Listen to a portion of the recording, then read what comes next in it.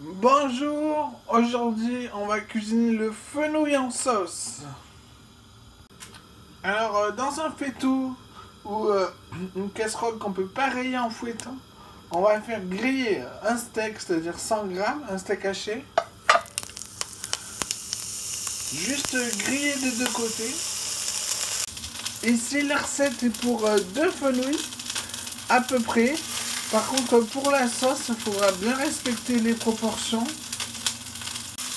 On les lave bien et on enlève la petite pointe là.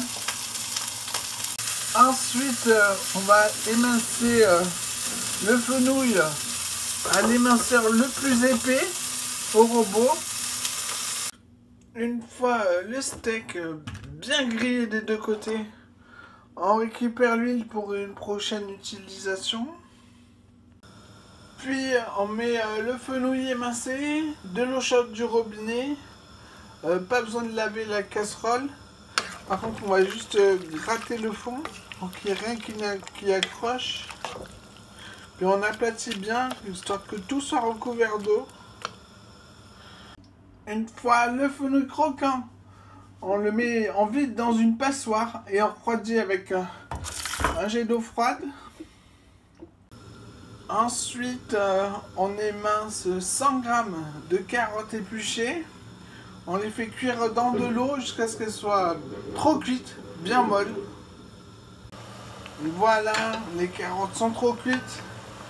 À goûter, elles ont un goût tout doux. Vider le sautoir dans chinois casserole. On va faire réduire le bouillon. Pour ce qui est du bouillon du fenouil, moi je l'ai jeté, mais vous pouvez le faire réduire et aromatiser du vin chaud avec. Ensuite, peser 600 g de lait qu'on met dans le faitout avec les carottes. On met aussi tout le steak. On mixe 100 g cru. Ensuite, vous pesez 35 g de maïzena. Vous ajoutez un tout petit peu de lait. On va fouetter. Puis on l'ajoute à la sauce bouillante.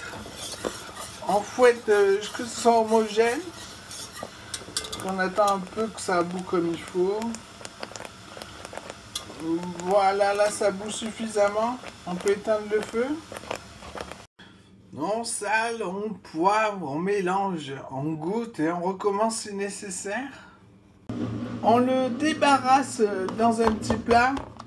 On va le mettre dans un bac d'eau froide un quart d'heure. Quand ça flotte, il y a assez d'eau. Ensuite, vous ajoutez la sauce au fenouil. Vous mélangez bien. La sauce fait son effet. Elle ne cache pas le goût du fenouil, mais elle le rend plus doux, plus fin. Cette recette se mange froid.